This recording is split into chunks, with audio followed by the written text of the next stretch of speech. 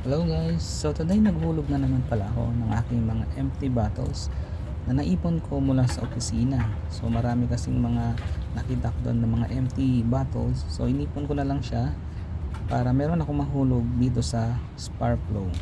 So pumunta ako sa may Lulu, sa may vending machine, and then hinulog ko nga ito. So meron akong 3 plastics, I think meron itong mga 40 plus pieces na aking naipon. So ayan, nakikita nyo, hinuhulog ko yung mga plastic bottles at kailangan magpapakit rin sa camera para mas maganda.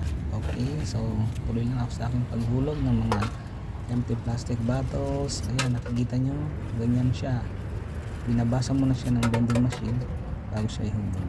Then yan yung aking mga points. So pagtapos na, click finish, and then input nyo yung number para ma-record sa inyong Sparkflow app.